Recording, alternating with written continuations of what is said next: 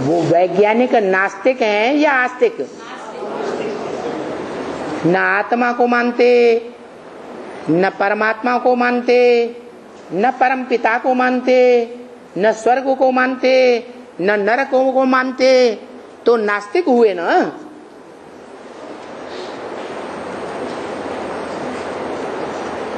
वो नास्तिक जिनके अंदर कोई किसी के प्रति भी आस्था नहीं है, विश्वास ही नहीं है, ऐसी आत्माएं मनुष्य आत्माएं कौन से देश में हैं सबसे जास्ती? है कोई देश है जहां सबसे जास्ती बुद्धिमान आत्माएं हैं, जिन्होंने ऐसी शक्ति को ईजाद कर दिया जिससे बटन दबाते ही सारी दुनिया ध्वस्त। रसिया, एटॉमिक एनर्जी रसिया ने बनाई, नास्तिकों ने बनाई। जो बम बनाए हैं नास्तिकों ने बनाए या आस्तिकों ने बनाए? नास्तिकों ने बनाए। अब आ जाओ ब्राह्मणों की बेहद की दुनिया में आ गए। बड़े से बड़ा परमात्मा बम क्या है?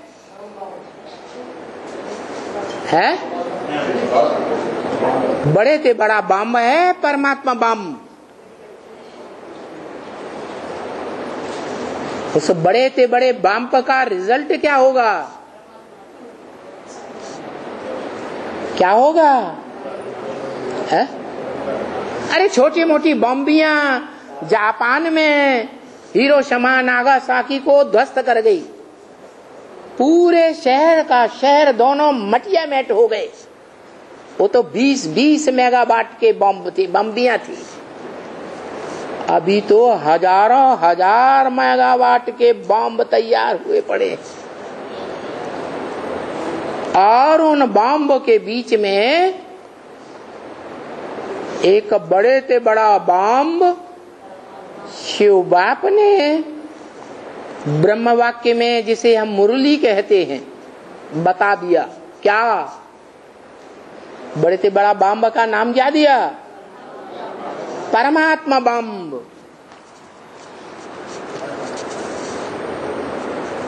वो परमात्मा बम जो बाप की प्रत्यक्षता का बम बताया। क्या बम क्या करता है?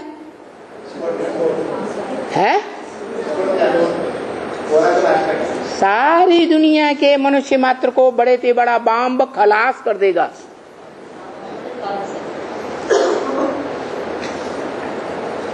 लेकिन खलास करने से पहले उस एक ऊंचे से ऊंचे बाप की पहचान देगा या नहीं देगा? है? पहचान देगा। कौन से ऊंचे से ऊंचे बाप की पहचान देगा? शिव बाप की पहचान देगा। वो त्रिकालदर्शी है, प्रैक्टिकल नहीं है। थ्योरी का ज्ञाता है, या थ्योरी के साथ साथ प्रैक्टिकल भी करके दिखाता है। प्रैक्टिकल करके दिखाता है वो। हाँ, उसी की तो बात है जो बापों का बाप है। उसको परमात्मा कहेंगे। है?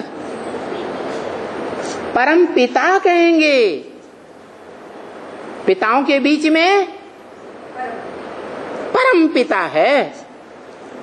लेकिन आत्माओं के साथ तुलना करेंगे तो जन्म मरण के चक्र में आने वाली आत्माओं के बीच में वो परम पाठधारी परमात्मा नहीं है। जिस परमात्मा के बारे में गीता में बताया हुआ है। 3 प्रकार की आत्माएं हैं। एक क्षर, पतित होने वाली, क्षीण होने वाली, शक्ति क्षीण होती रहती है पार्ट बजाते बजाते। और एक ऐसी भी आत्मा है कि जिसकी शक्ति कभी क्षीण नहीं होती, अक्षर है। एक है अक्षर, दूसरी वो आत्माएं हैं जो क्षरित हैं, क्षर। लेकिन तीसरी एक और आत्मा है जो क्षरित होने वाली आत्माओं के बीच परम आत्मा का पार्ट बजाने वाली, हीरो पार्टधारी है। गीता में शब्द में बोला है परमात्मा इति उदाहत, उसे परमात्मा कहा जाता है। जब हम कहते हैं परमपिता परमात्मा, तो परमात्मा शब्द बाद में क्यों बोलते हैं? परमपिता पहले क्यों? बड़े का नाम पहले। शिव शंकर बोलते हैं तो शिव का नाम पहले क्यों, शंकर का नाम बाद में क्यों?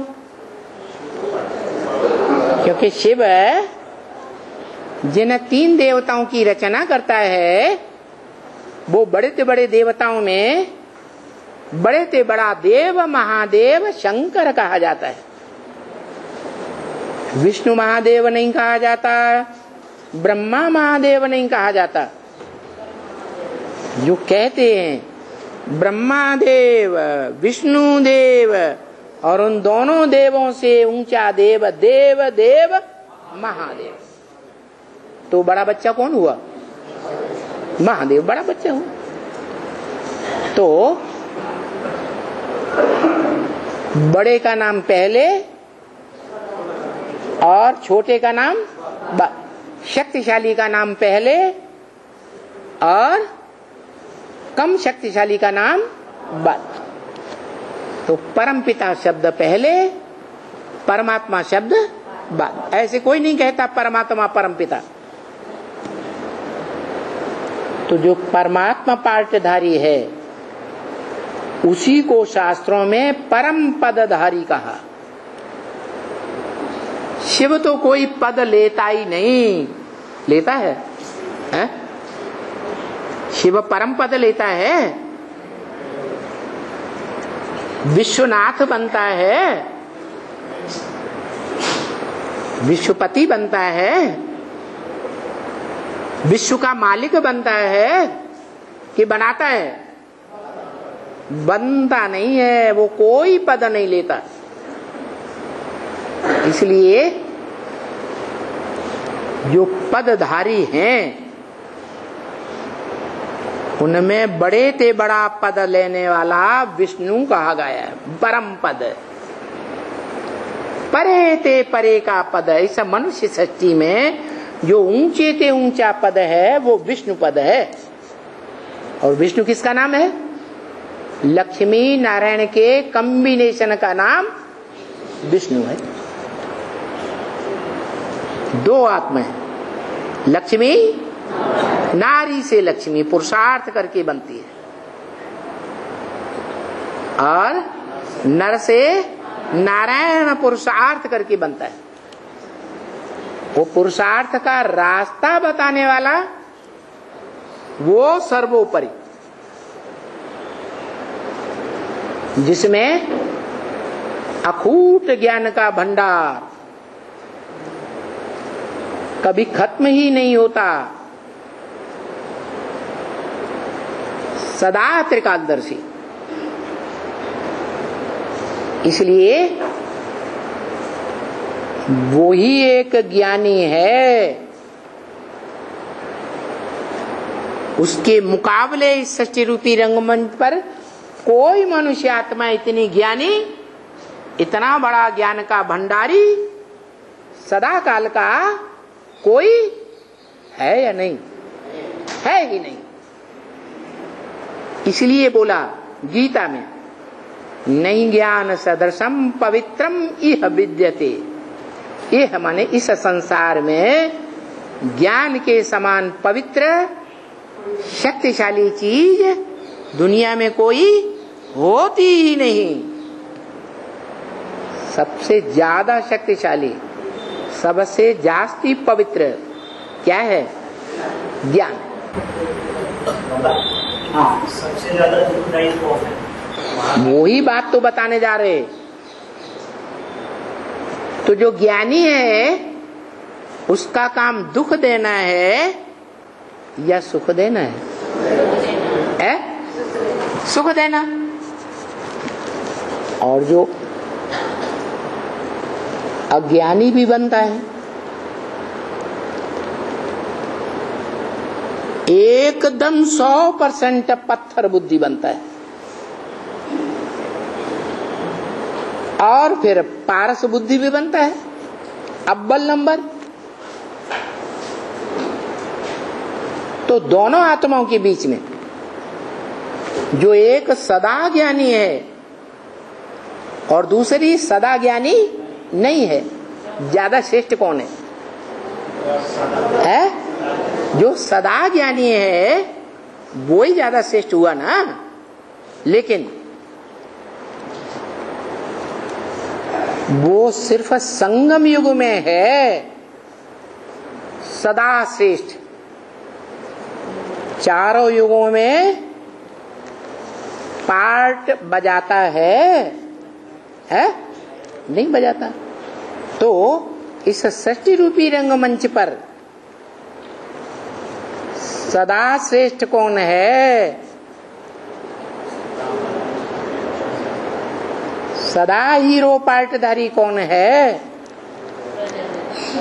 परम पार्टधारी आत्मा कौन है? इस रंगमंच पर चारों सीन में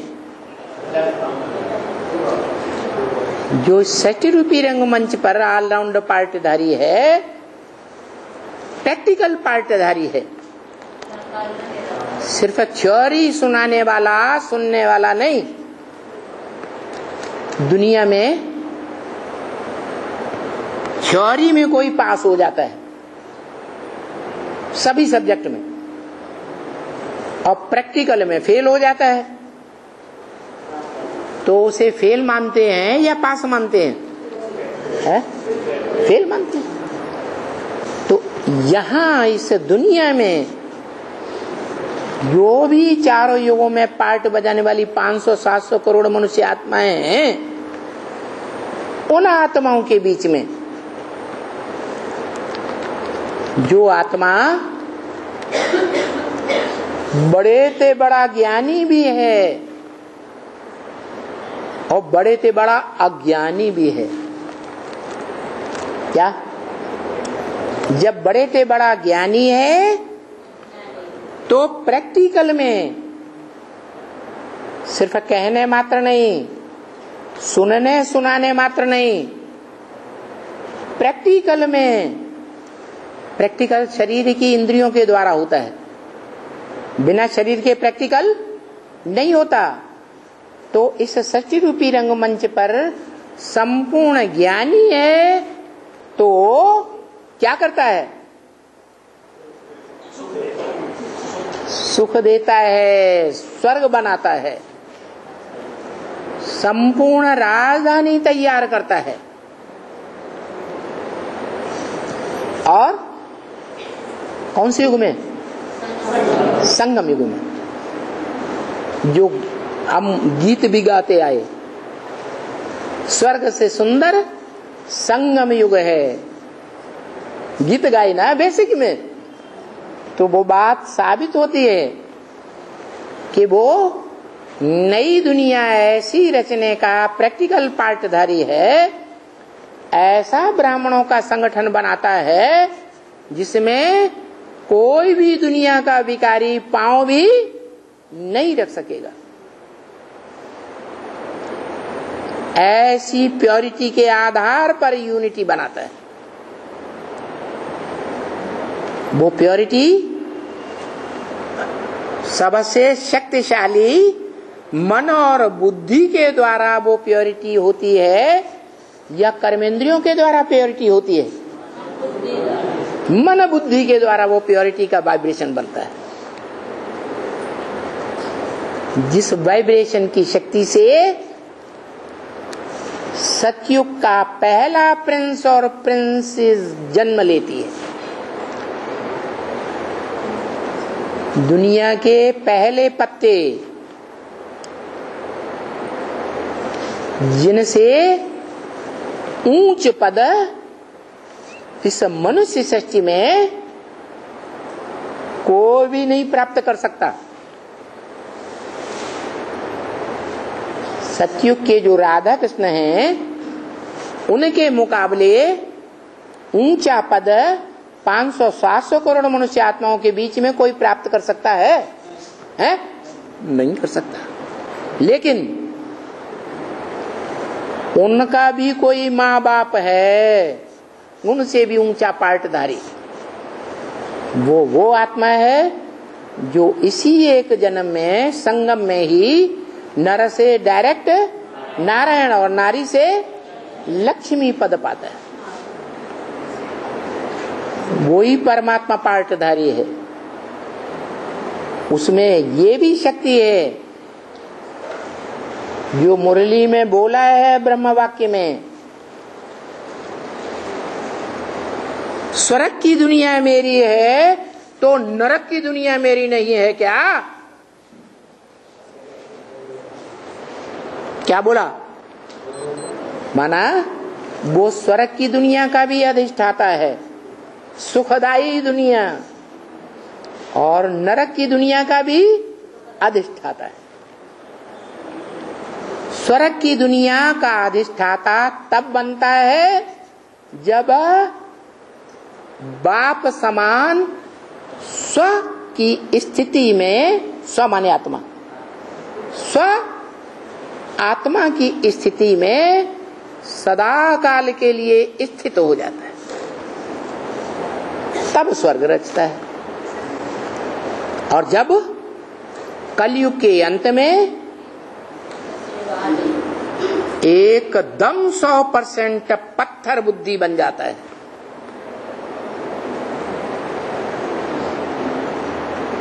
कितना भी ज्ञान का भंडारी, अखूट भंडारी ज्ञान देता रहे, समझाता रहे, लेकिन उसकी बुद्धि में बैठता ही नहीं। किसकी बुद्धि में? है? उस 100% पत्थर बुद्धि की बुद्धि में, जिसकी यादगार ग्रेनाइट पत्थर का लिंग बनाया जाता है। बनाते हैं ना मंदिरों में। वो इतना पत्थर बुद्धि बनता है कि सारी दुनिया का विनाशकारी कहा जाता है। सब धर्मों का विनाश। क्या? सब धर्म पिताओं का भी विनाश, सब धर्म खंडों का भी विनाश, और एक की स्थापना करने वाला। उस एक का नाम है भारत धर्मखंड। भा माने ज्ञान की रोशनी, रत माने लगा रहने वाला, जो सदैव ज्ञान की रोशनी में लगा रहने वाला है, सबसे ऊंचा माना जाता है। जिसके लिए बोला अखूट ज्ञान के भंडारी शिव ने कि मैं जब आता हूं तो जब तुम बच्चे एड़ी से लेटकर और चोटी शुरू होने से पहले तक पूरे ही विकारों की दलदल में डूब मरते हो, तब मैं चोटी पकड़ करके उठाता हूं। क्या क्या पकड़ करके? चोटी पकड़ करके उठाता हूं। तो वो चोटी का नाम दिया चोटी का ब्राह्मण।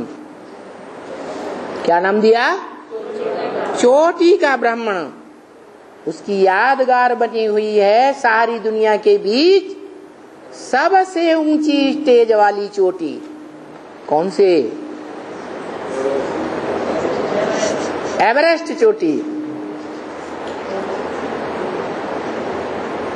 एवरेस्ट का मतलब जिससे पूर्वीय सभ्यता का ज्यादा पोषण करने वाला इस दुनिया में कोई होता ही नहीं। बताओ, ठेठ ईस्ट से कौन निकलता है?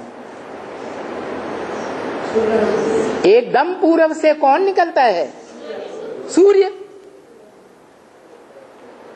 सूर्य से जास्ती पूर्वी सभ्यता वाला, ज्ञान की रोशनी फेंकने वाला और कोई दुनिया में होता ही नहीं। तो जब सारी दुनिया जलमयी हो जाएगी महाविनाश काल के टाइम पर, कैसे? एटम बम फटेंगे,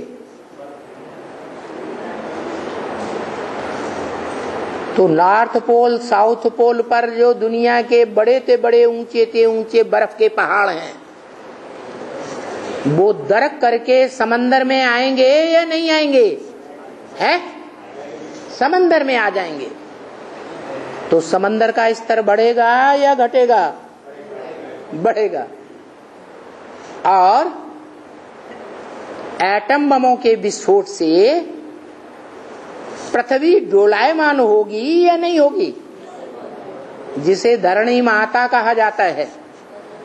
वेद की भाषा में हम ब्राह्मणों की दुनिया में वो बीज रूप माताएं हैं कि जब वो ग्लानि का परमात्मा बम फटेगा तो माताएं सारी बेचारी बंधन में आ जाएंगी। नहीं समझ में आ रहा है?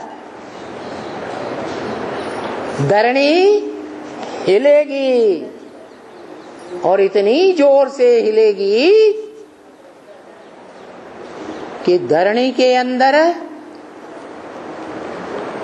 जो आग का भंडार भरा हुआ है विरोधाभास का,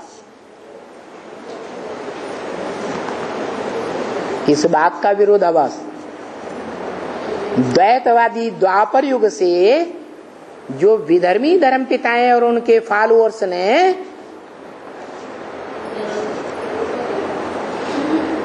और साथ साथ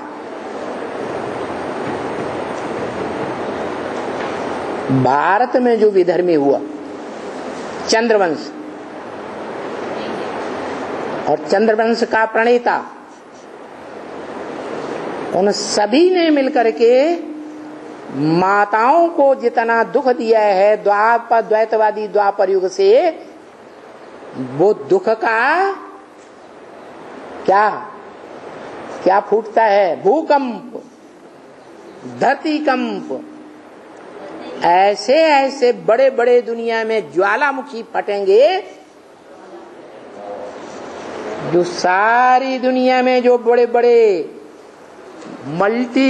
मल्टी स्टोरी के मकान हैं या एक मंजिल के भी मकान हैं, वो सब धराशायी हो जाएंगे। और दुनिया की बड़े से बड़ी आबादी कहाँ रहती है? भारत में मकानों में, एक मंजिल के हों चाहे बहुमंजिला हो, मकानों में ही रहती है ना। वो सब दब के मर जाएंगे। और उसके साथ ही साथ जब पृथ्वी माता हिलेगी, जो बड़े से बड़ा उपयोगी ग्रह है मनुष्य सृष्टि में, तो दूसरे जो ग्रह हैं वो भी अपना अपना स्थान छोड़ने लग पड़ेंगे। खास करके जो पृथ्वी का उपग्रह है, क्या पृथ्वी से अलग होकर उपग्रह बना, कौन सा? चंद्रमा। वो चंद्रमा भी पृथ्वी पर आ मिलेगा।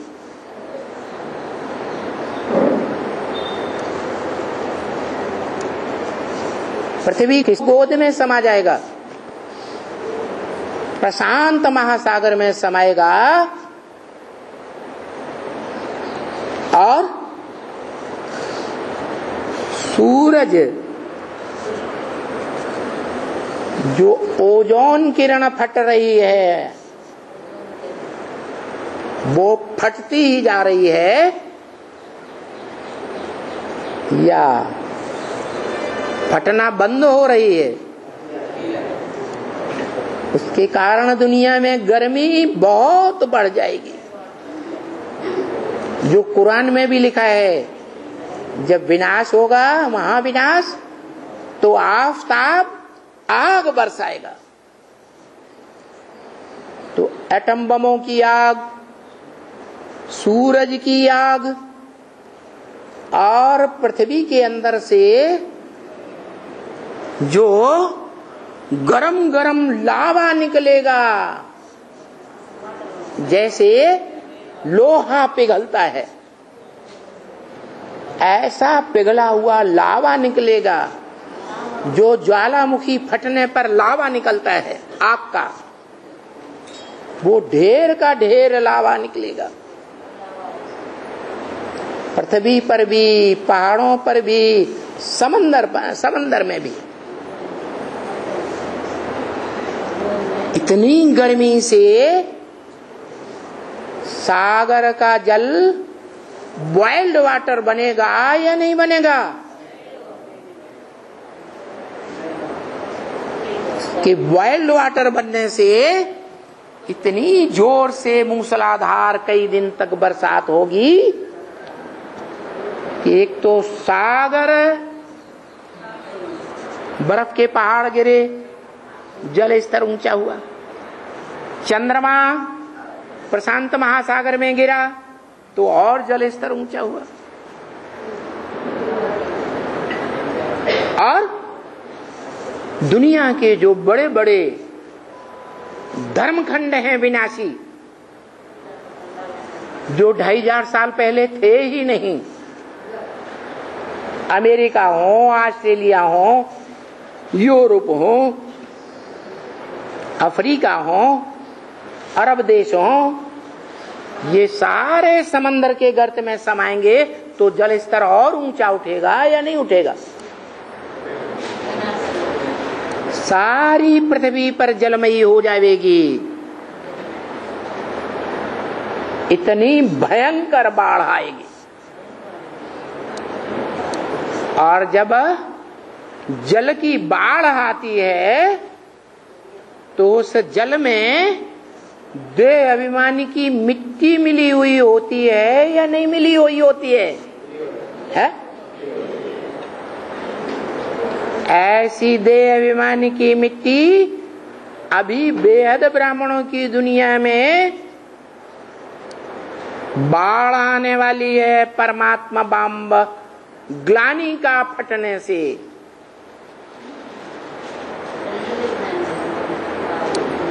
उस भयंकर बाढ़ में सारे ही देह अभिमानी जो आत्मिक स्थिति में स्थित नहीं हो सके, सब डूब मरेंगे। इसलिए बोला, जब तुम बच्चे पूरे ही विकारों की दलदल में डूब जाते हो, विकारों की दलदल में कब डूबते हैं? देह अभिमान बढ़ता है तब या घटता है तब? देह अभिमान बढ़ता है तो देह अभिमान की मिट्टी जो है वो ज्ञान जल में मिक्स हो जाती है।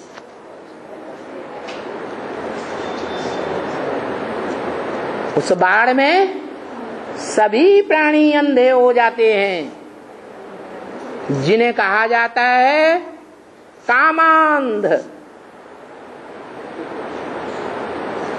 और काम का अंश होगा तो क्रोध जरूर होगा, जिसे बाबा कहते हैं कामांध क्रोधांध, कामेश क्रोधेश। क्या काम विकार उत्पन्न होता है और उसकी पूर्ति नहीं होती है तो क्या होता है, क्रोध में आ जाते हैं। इसलिए जो लास्ट संदेश है व्यक्त बाप दादा का गुलजार दादी के द्वारा 23 जुलाई का, उसमें कहा है कि युवा वर्ग निमित्त बनेगा परमात्मा बम फोड़ने के लिए, परमात्मा की प्रत्यक्षता करने के लिए। युवा वर्ग में अदर कुमारों की संख्या ज्यादा है, कुमारियों की संख्या ज्यादा है। अदर कुमारों की संख्या ज्यादा है या कुमारों की संख्या ज्यादा है?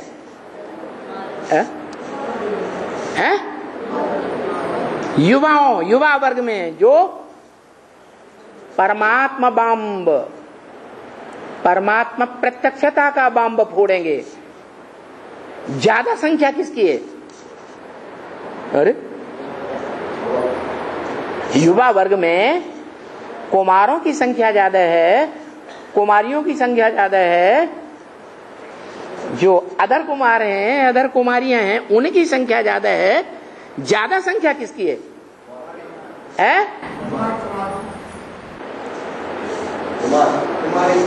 कुमारी की संख्या ज्यादा है। वो बम फोड़ेंगी ग्लानी का, कुमारियां ग्लानी का बम फोड़ेंगी। अरे इसी अव्यक्त वाणी में जो जन्म से ही कुमारी रही, बेसिक ज्ञान में भी अभी तक भी उस कुमारी के तन में ब्रह्मा ने प्रवेश किया,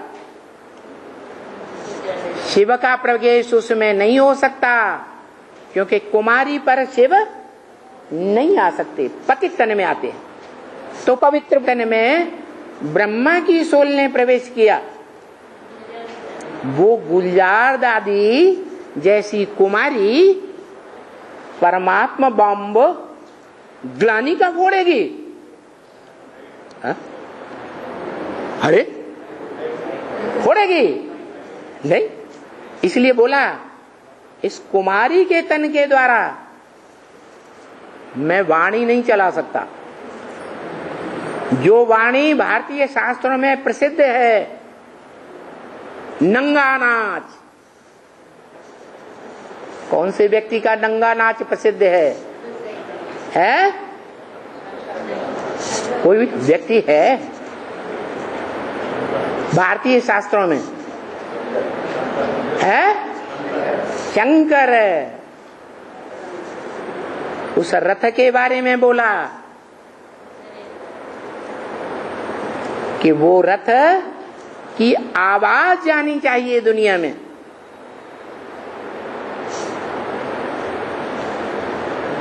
हम बच्चों से बोला उस रथ की आवाज आनी चाहिए, वो रथ दुनिया में प्रत्यक्ष नहीं होना चाहिए।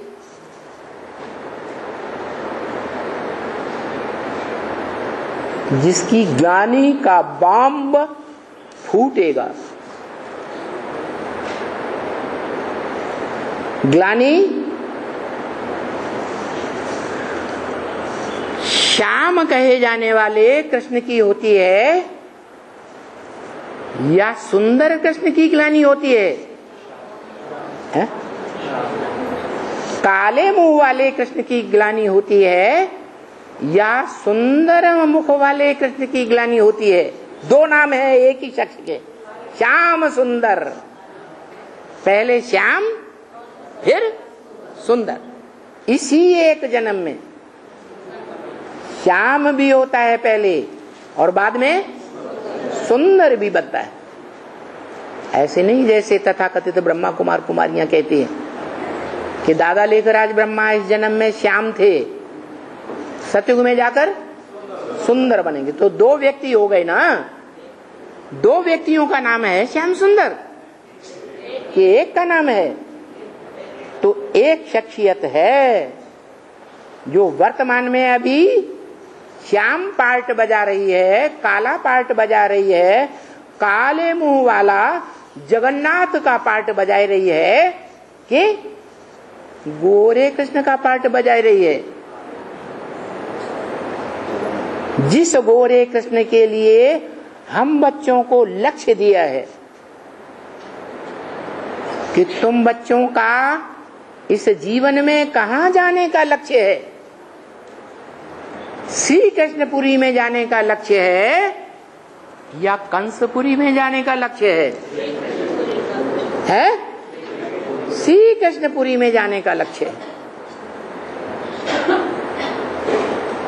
तो वो श्री कृष्णपुरी जो शास्त्रों में गाई हुई है श्री कृष्ण, वो संगम युग का श्री कृष्ण है या सतयुग का श्री कृष्ण है? संगम युग का श्री कृष्ण है।